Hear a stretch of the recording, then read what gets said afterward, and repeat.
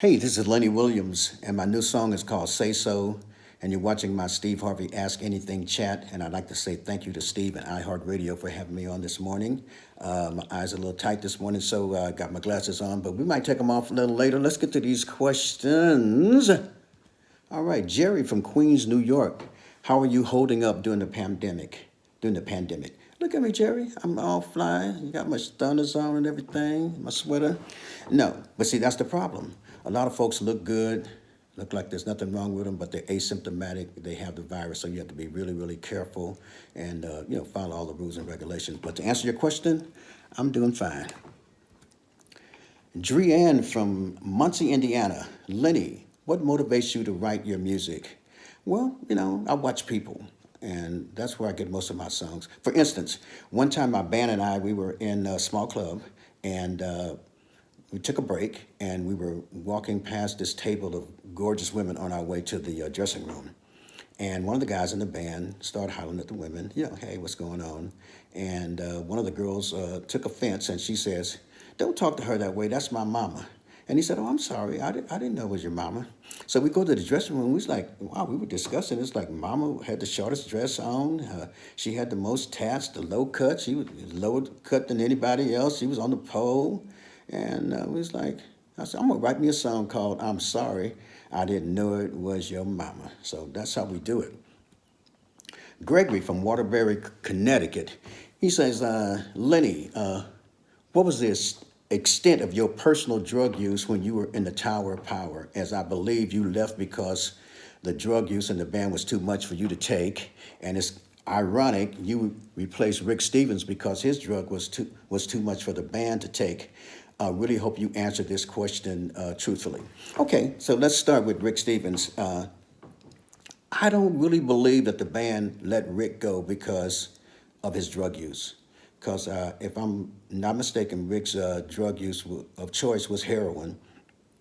And there were a lot of guys in the band using heroin before Rick got in the band, when Rick was in the band, and after and continued to use it after he left the band. So I would say that they let Rick go because of the way he acted when he was high. And they didn't particularly like that and wasn't so much about the drug use. Me personally, wait a minute.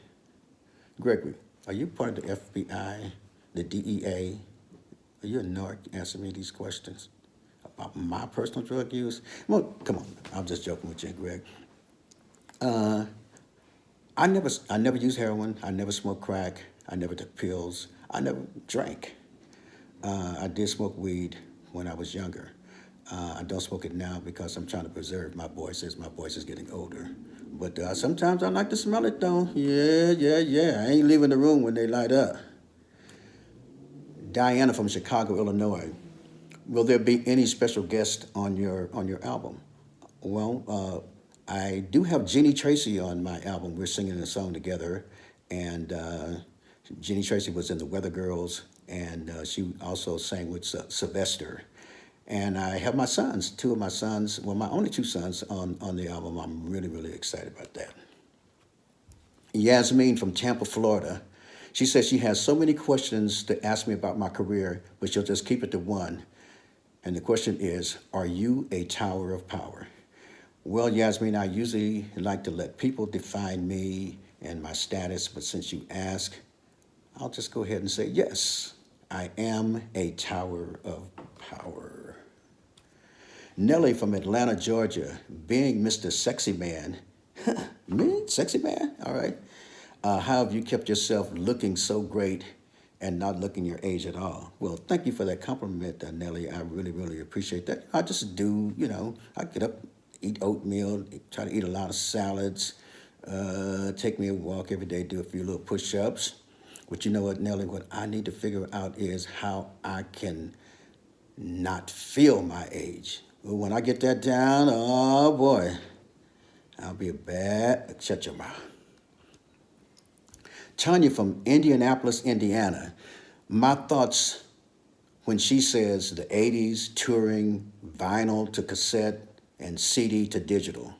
I just think progress, evolution, and you got to get out the way. If you don't keep up, you got to get out the way. Bethany from New Orleans, Louisiana. What was the hardest song for you to sing live? I'd have to say, "Cause I Love You." Girl, you know. Yeah. That one, because I had to hit that high note.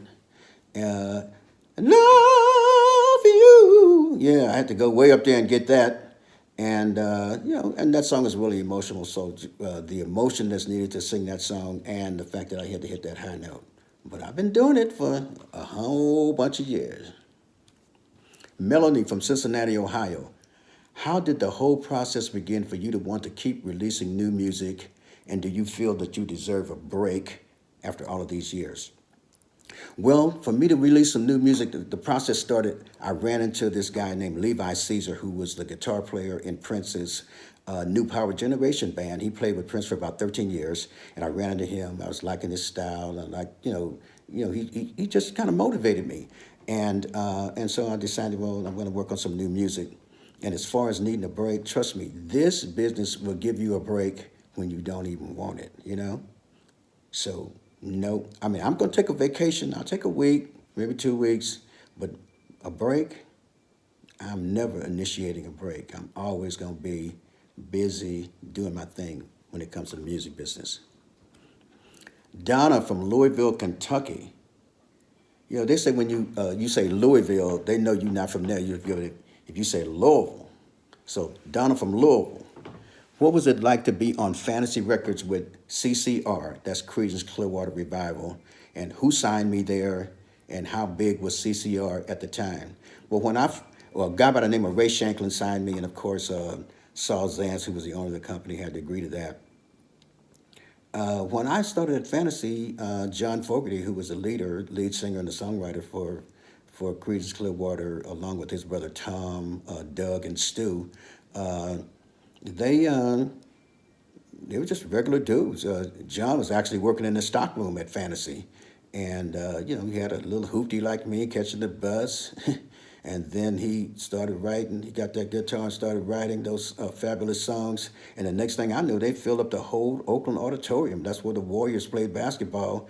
And, but the thing about it was it inspired me because I saw somebody do it. It wasn't like me watching, the Temptations from Detroit or, watching, the Shy Lights from Chicago make it. Well, that inspired me too. But this is somebody that I was seeing every day, just turn around and make it. So, definitely, when I started, they were just all on the same level trying to make it. Also, there was a group called the Gollywogs. No, that was John's group. They were first the Gollywogs, and then they turned into Creedence Clearwater. And there was also a group there called Clover, which eventually became Huey Lewis and the News. And they made it too. We were all on Fantasy Records. And hey, look what happened. Stephanie from San Antonio, Texas. Were there other artists that you would bump into on the road when you first started off? Yeah, we'd be out on the circuit and just run into different people. Like I say, run into the Temptations, Four Tops, whomever.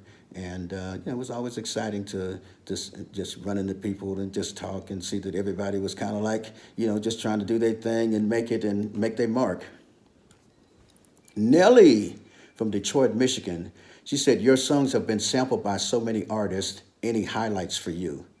Well, I guess probably one of my biggest highlights was when Kanye West produced the song on, God, I can't think of his name. Twister, yeah, Twister. And that record sold 4 or 5 million copies. And I was just so excited because not only was my music happening, but I had taken care of the business, years earlier, and I owned the rights to my writing, and I own the rights to my publishing, and so, oh boy, I got some nice checks, and I needed it, yeah, for sure. And another person that sampled my music was Young Jeezy, and I know he had Andre 3000 on the record, and he had Jay-Z, so I like to kind of, in my mind, think about the night that Jay-Z was going to go record that, probably getting dressed, and then Beyonce said, well, where you going, Jay? And he said, oh, baby, I don't know what he called it, baby, girl, sweetie, mama. I'm getting ready to head out and go to the studio with Jeezy. We're going to do this song. And he said, well, what song? Lenny Williams song. I said, so they talking about me up in the crib. At least that's in my imagination. Yeah, so those were highlights for me. Mandy from Pittsburgh, Pennsylvania.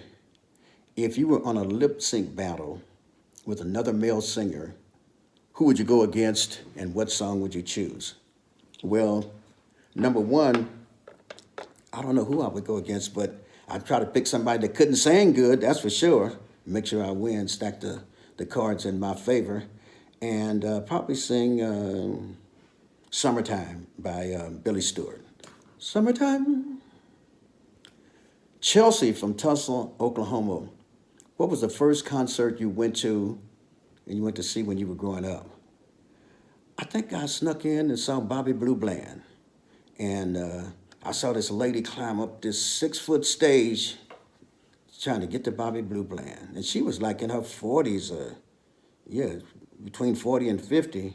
And I said, ooh, that's what I want to do. I want to be like Bobby Blue Bland.